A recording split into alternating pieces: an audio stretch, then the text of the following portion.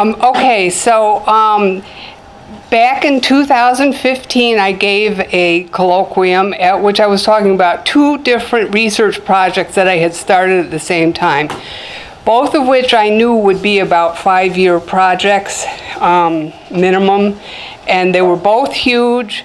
And the first one was the history of shorthand, which began in about the year 1600 or so. People started to use it frequently, mainly as a secret code to hide things in letters. And I found it in historic documents and in other documents, and I didn't know what it was for a long time. And I finally figured out it was shorthand, and then I started trying to decipher it. And by doing that, I found that it's all over and everything, and that nobody has written the history of shorthand. So I intended to do that. But at the same time, while I was doing that, I came across this, which is the Hyde notebooks. There's 72 volumes of court notebooks in Kolkata, India, that have never been published and are basically inaccessible to scholars and to the general public. And in them, there's quite a bit of shorthand. Andrew Otis, who is, that's Andrew Otis. He was researching, he was on a Fulbright researching James Hickey, who was the first newspaper in India, and he came across the shorthand in the notebooks, and he wrote to me because I was the only person on the internet who had mentioned early modern shorthand, and asked me if I could decipher this. And I said, I don't know, I'll try. I tried. It was very difficult, but I did it. And we then wrote a paper about my findings on what the shorthand was all about, which was basically writing things about the other judges he was sitting with that he didn't want them to read as they went down various avenues of corruption. But the reason that these are inaccessible is because, well, our archives are not the same the world over. In this case, these are the Victoria Memorial Hall in Kolkata, India, and it's mainly a museum and tourist attraction. There's an archive in the basement, but it's not primarily an archive. And so this is what it looks like, essentially. And Andrew Otis there, can we get that light off? It's about the middle one, I think. Yes, it's that one. Okay. They're letting him look at those notebooks now, but mainly they never let him anywhere near them. They never let him touch them, and he had to use microfilm.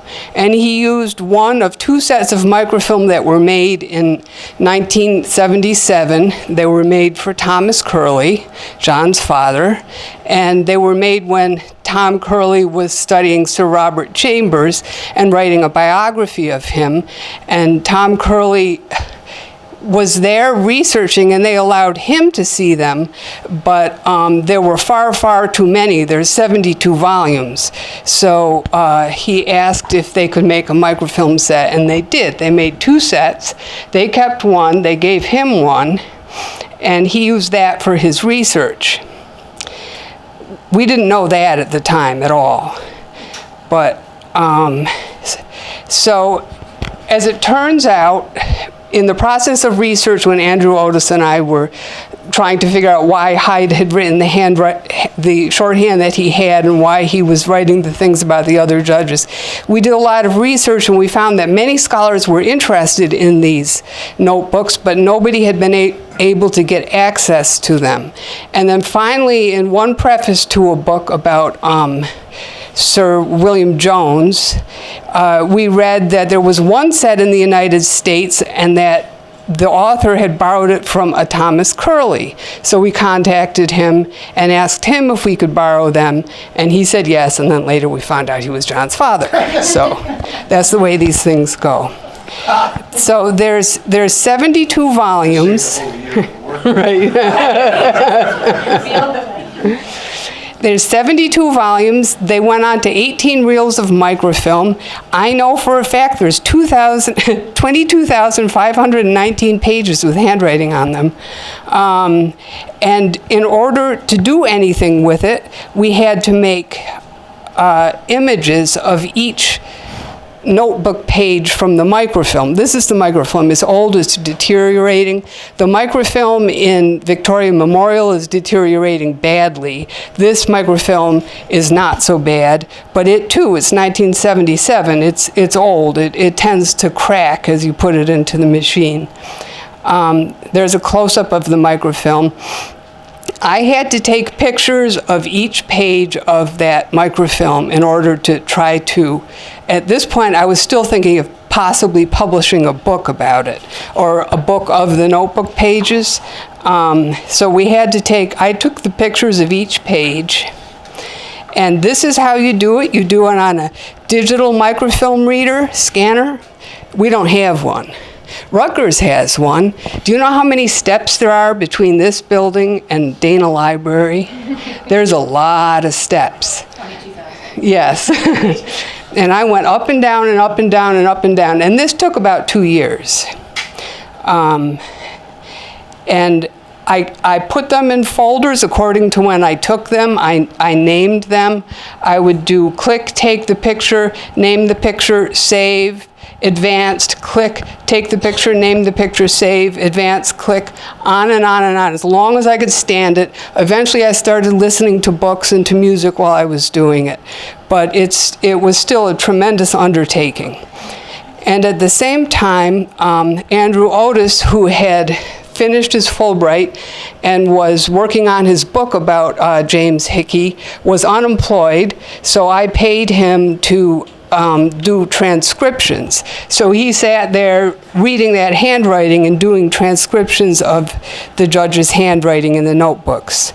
And so we have many, many documents of those transcriptions as well. We didn't finish the transcriptions. We finished about 2/3 of them. I also did some of the transcriptions. And then ultimately, so that took about 2 years to get to that point. And I started getting nervous because Tom Curley had had trouble with the Indian government when he went back to do a book tour after he published his book, because the Indian government had gotten angry that he may have stolen artifacts. He may have stolen national treasure by taking the microfilm out of India. And it actually really wasn't that they were angry about. It was that the curator who he had given the money to make the microfilm had absconded with the money. So it did get settled, but I had to make sure legally that I had the right to publish these, because I didn't want to continue this amount of work without knowing it. Now, we were very, very lucky here at NJIT to have a good support staff for stuff like this. I wrote to the NJIT lawyers, who then got their intellectual property lawyer, Sanjeev Chokshi, on the job, and he hired this other firm, Lerner David, and they hired a firm in India to figure out whether or not, you know, it was legal to publish these notebooks that may have been national treasures stolen out of India. And as it turned out, it was. You know, they did their work. They gave me a letter saying that that was the case. And I had to do that before proceeding, because I was putting my own money as well as time into this at that point. So did NJIT or you pay the Indian government for rights? Or no, no. It's microfilm. Microfilm is not the same as the actual books. There's actual books. Well, of course, the copyright is off everything that's from the 1700s anyway. And the notebooks themselves are a national treasure, yes. But this microfilm that was made in 1977 is microfilm. So they were okay without charging you for reproduction? They don't know about it. And but when they do know about it, hopefully they will be glad about it, because it's doing something that is so hard to do that most places probably couldn't do this. And yet, I'm guessing a lot of college students in India are going to be using these archives, is my guess. Now, I don't know if you're going to say this later on, because I'm just confused. So Thomas Curley wrote a book on chambers. right. And you're working on Hyde. Well, The notebooks, they wrote the notebooks together? yes. The first 15 years or so are Hyde, and then after that, Chambers starts writing a lot, and then it's like Chambers, Hyde, Chambers, Hyde, Chambers, and then a bunch of other judges too. In fact, the notebooks are the entire court. What you get when you read those notebooks is an idea of what's going on in the whole court. I remember that from the book. Yeah. Yeah. Carol, what was sorry to be so ignorant about this, but what is the historical significance of the figure, the people who were producing these papers in the 18th century? Yeah, I can't go into that here. They were the first Supreme Court in India. It was before the British Empire had established itself. It was still when it was still the East India Company. But the East India Company had gone bankrupt and they were getting into trouble. So Parliament said, okay, you have to send these judges over in order to take care of problems. So it was like the first foray of the British government into India in Calcutta, as they called it then.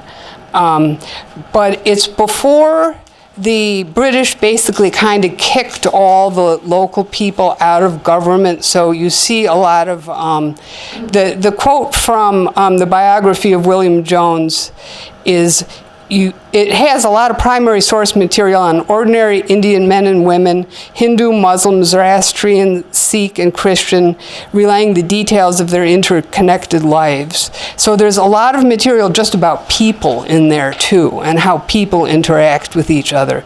And the judges are very interesting. William Jones is a philologist, and he's well known to the humanities community. I don't know him personally that much. He was a judge there. He died there. Many of them died there. This was a perilous occupation, mainly because of the climate and the disease. So this is sort of the advanced guard of British colonialism. Right, yes. This is early British colonialism. And from that point in time, there's a lot of documents from the East India Company, because they just wrote everything down, everything. But nobody wrote about what actually went on among the people in the area. And that's what you can see here in these notebooks. So, okay. So I finally had all the material, took a couple years, and then I had to decide what to do with it. Originally, I was vaguely imagining a book. It would have to have tissue-thin paper that was like the Edison papers, and it'd probably be 2 or 3 volumes. And I could imagine it would cost somewhere, between $1,000 and $3,000 or something like that. And then if that happened, even the NJIT library couldn't afford it, but I'm guessing probably the majority of libraries everywhere couldn't afford it, so that wouldn't solve the problem of lack of accessibility. So I thought about it, and I thought, well, why not put it online? That's a little bit of hubris there, and for which I have suffered for the past 3 years. So how do you put it online? Now, in my teaching, I know that the students have computer science capstones in their senior year. They're always very excited about it. They love them. They accomplish a great deal. And I picked up their excitement, and I thought, well, if they're doing this, if the students are working in groups to accomplish goals, why not take part in it? So I contacted Osama El-Jabiri, who's running that program, asked him if it was okay if I joined in. Probably 2 or 3 parts of NJIT take part in these computer science capstones. The rest is all corporations.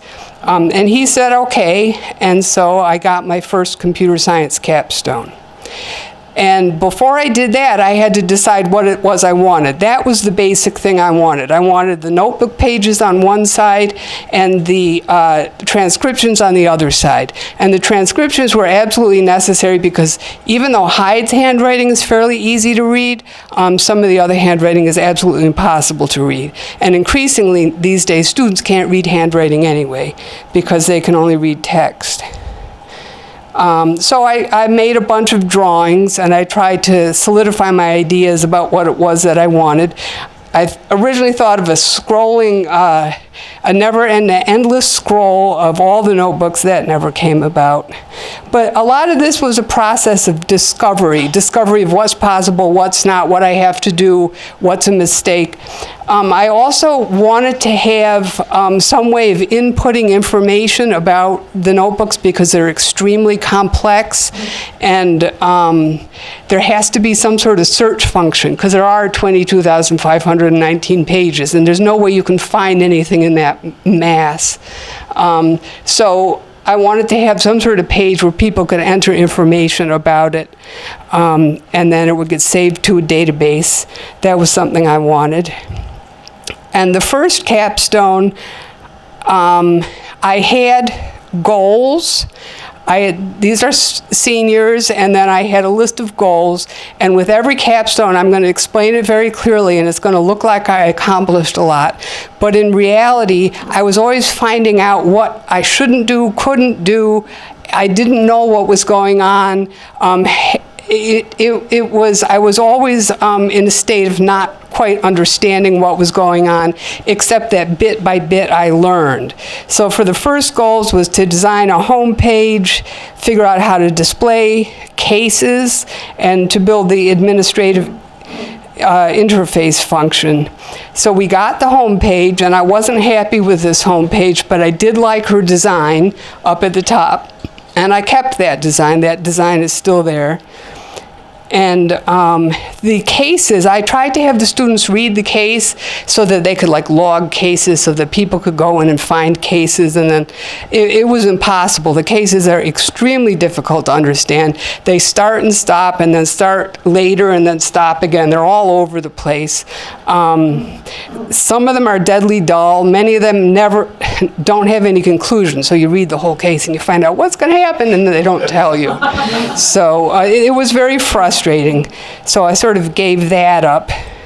But there was a graduate student on that capstone who created a relational database structure so that later we can input things like where the cases are and, things like witness names and then judge names, whose handwriting is where. We'll have a variety of things like that eventually. That's the other side of his database. We haven't implemented that. It's still sitting there. It'll eventually get there. By now I know it will eventually get there. A lot of the times I was doing this, I didn't know if it would ever work, and that was very frustrating. So the second capstone I had was a summer capstone. Now the semester capstones are only 2.5 months. The summer capstones are only 1.5 months. So you feel like you have to get them up to speed. You have to figure out what you're doing. It's a very short amount of time, and it's amazing that it does work. So this capstone, I wanted them to create the chronological browse function so people could actually go page by page through the notebooks and see them. And an edit function, actually that was their idea. So for the ones that we hadn't finished transcribing, we could sit there and enter the transcriptions directly into the function. And they did that. This was the original chronological browse function. And this is the original edit function for when you're signed in. You can save it. And that was the navigation system over on the left. You click on the year and it brings you to the month. It's 1777 to 1798. And it was at this point that I found out that the reels were not chronological.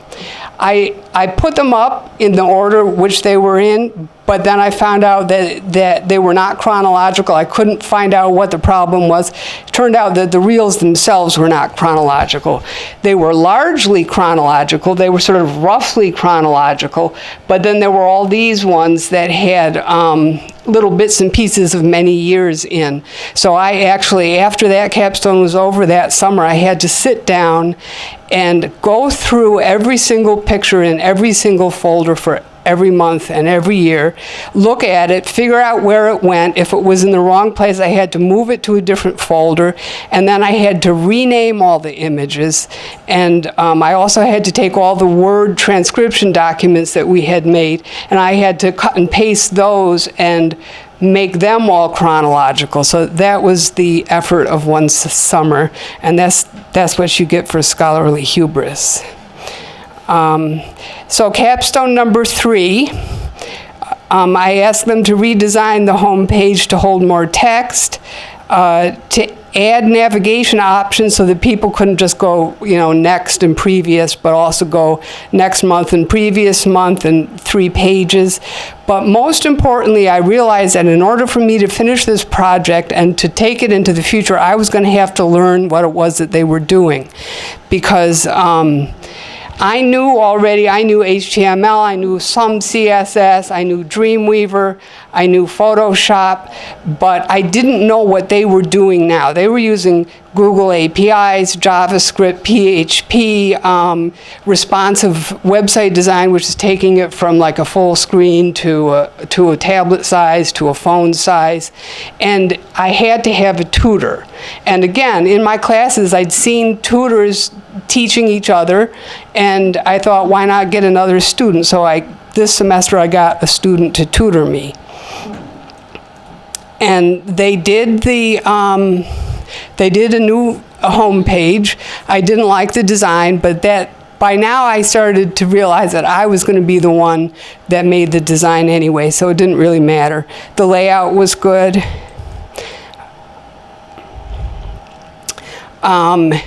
They added more navigation buttons up at the top, but the trouble with that is that slowed the whole site down so much that it became an issue that I had to solve.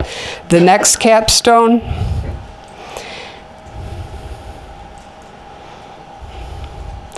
And I had a tutor who was absolutely wonderful. She was a great tutor. NJIT students are great tutors generally because they actually grow up doing this. A lot of them teach at those little academies. And she introduced me to Code Academy, which is what they use when they have to sort of make up knowledge that they don't have, that they need for a certain class. They just go to Code Academy and use it. And so she told me about Code Academy, and I started using it. And it's really great. It teaches you a lot of stuff, and it does it very, very well. So then I had my next summer capstone. Yes, these go very, very fast. This is like a treadmill. You're running, and you're never really quite knowing what's going on. I asked them to solve the load time issue that had popped up, and also to recreate the text input area next to the notebook page, because somehow we lost it in the last iteration. And they did. Okay. In the meantime, let me say that I had almost no communication with this capstone program because I was really cranky at that point in time, and I wasn't writing to them, and they weren't writing to me because NJIT students aren't all that communicative, and I really didn't know what they were doing, and I actually sort of thought they weren't doing a good job, but it turned out they did an absolutely fantastic job. Okay. Did you grade them on this? I did, and I gave them a low grade. Fortunately, they didn't. Okay, so this is the old load time. He puts it in, it's there, and this is what happened after adding the additional navigation. It took that long to load.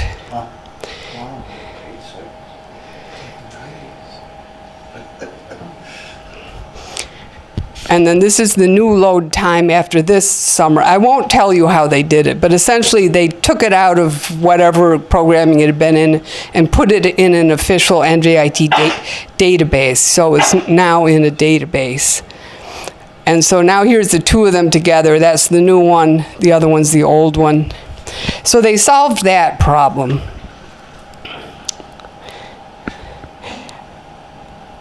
And I won't go into the details on how they did it. Yes, I had to know it, but there's no reason to make you have to know it. And then after that summer capstone, which was this last summer, I finally said to myself, okay, I have to do this. I have to sit down and do it. And I did. I sat down and I designed the home page. This is the home page now. There's a lot of text on it. I know. I don't care. This is my website. I get to do with it what I want. And I put things on it like information about how to navigate the notebooks. Like, it's not easy right now. Until we get the search function up, it's still going to be extremely difficult. But this is where Hyde is writing. Hyde summarizes. Chambers never summarized. He just wrote down everything exactly as it happened. So this is Hyde, Hyde, Hyde, Hyde. This is where Chambers starts writing here. And it just spikes, and then it stays up like that, and then it goes down. Hyde dies about here. I don't know why this year there wasn't much writing. But I also have it month by month, and eventually we'll have more search aids. That's just like a fundamental one. Did Service begin to send additional people to help them out? They were always understaffed, just like the Humanities Department. But they worked terrible hours. They worked like 12, 14, 16 hours a day, a lot. And they wore those robes, and they wore the wigs, and they did that in Kolkata. So this is Hyde. I have little bios of them. I don't have too much yet. Not much is known about him. The paper that Andrew Otis and I wrote about his shorthand included a lot of history, and I put that all on this website in sublinks because it's so long. Many of these pages are very long. I have an explanation of the shorthand on that website. I put up about 4 cases so far. Eventually I'll probably put up more, I don't know. Ultimately, my goal with this is to stop working on it and like sort of let other people take over in one way or another. Because the history is not my field. This is history. And then now I have another capstone because we need to keep working on it. There's still errors in the chronological display, especially towards the end, because when I got towards the end of that, last summer or 2 summers ago, I started getting tired and I started making mistakes. So those have to be fixed. They're going to add a contact page form from which I'll get people who will maybe add transcriptions and participate in the project remotely. And they're going to do a few other things. But one of the other good things that happened with this is that during the summer capstone, the previous summer capstone, there was a student who was working with one of the other students who I didn't know about, and he was just doing it because it was fun. He's, you know, a computer gamer, very, very smart computer science student, and his friend was working on this project, and he started looking on and saying, oh, I can do that better. And he sat down, of course, and he did it better. And he did it really, really well. And that's David Kim. And he's sort of working on the project with me now. He's an honors student, so he's doing it for his volunteer hours. That's his role now. He's a research assistant, and from my point of view, he's sort of the project manager now. He can tell me what's right, what's wrong, what has to be done, which is something that I didn't know during the most of the time I was doing this. He also just signed up to be a philosophy minor. Oh, did he? This was in my office. Yeah? I have a question about this process, because I have used the Capstone in the past to design a information literacy game for the library many years ago. And what happened to me was every semester the new team would look at the old team's work and go, oh, that's a terrible strategy. And they'd rewrite the whole thing. Yes. Starting over Yes. every semester. I finally quit. I couldn't take it. And there was no sustainability. It's not easy. It's not easy. And this is 5 semesters now, so. So did they do that to you? They said, oh, we don't like this. Yes, and I gave them their head. I let them do what they want to do, and if it was good, I kept it. And if it wasn't good, I had the next capstone correct it. Yeah, I mean, the only way to do it is to keep doing it. I mean, and I don't know. I mean, I put so much time into this project so far, I really have no choice. Otherwise, it's all down the drain. So I still have work to do here. I still need to find and fix the chronology errors. And I'm going to have to re-upload the database again, and probably also the photos. We still have to put in the fields to enter data into the database, and then we have to test it, because that's one thing I've neglected to do so far is testing. But the website is up, it is working. There really is no way for people to zero in on things now. There's no search function, but that's what we'll work on next. And I don't want to work on this too much longer, personally. Will it remain open access? Yes, it's up on the internet. It's the NJIT servers. There's no reason ever to take it down. So it will be up permanently. And hopefully what will happen is ultimately other people will see it. They'll say, oh, this is interesting. They'll start doing some of the transcriptions, enter stuff into the database, and then eventually I'll get somebody who's really interested who will say, oh, or I'll say to them, how would you like to take this over? But it can stay on the NJIT servers. I mean, part of the reason, like, I could have hired somebody, I have no idea what it would cost, but that's always, you don't know what's going to happen in the future. Whereas here, right now, it's secure. So it's here, it's like, Outsource? yes, yeah, something like that. I'll get other people to work on it. Well, I just want to say that I'm going to talk about this at the next faculty meeting for the humanities, but we have acquired now the software for an institutional repository, and this is the kind of thing that will be able to go in there so that it is sustainably maintained, at NJIT. So this is fairly complicated. I was going to suggest also that maybe you have one semester, maybe get somebody to write the documentation so that it's Right. Written down. Yeah, several times I tried to get people to do documentation. They don't want to do it, they don't know how to do it, but also it was constantly changing. So there was almost no, and I didn't understand it, there was no point in doing it until it's somewhat stable. So We now, need tech writing people instead of yeah. Capstone. So do you plan on writing about this as well? I plan on running out the door and saying, this is it, I'm done. No. Fascinating. Yeah, well, I don't know if I'll write about it or not. This was a lot of work, and it's become difficult. It's not fun anymore. So I want to go back to doing something that's fun. That's why I'm ready to hand this off to somebody else someday. I don't know how yet. I'll figure it out. Historians of British colonial history in India found these? Not yet. It's really only been up since this summer. It's only been up since like August. So, but yeah, they're starting to look at it. I mean, Andrew Otis is still active. He knows a lot of people there. He does publicity for his own book. He's always telling people about it. Eventually they'll pick it up, and maybe other historians who study, the British colonial history will pick it up, and they'll get interested in it, and somebody will take it away from me. A quick question about funding. I didn't know about the Capstone project, so that's actually really interesting to find out. Because, and almost a side issue, I'm curious, how you graded the student who mentored you or tutored you? Was that also an assignment? I don't actually grade them. I write little summaries of what they did, and then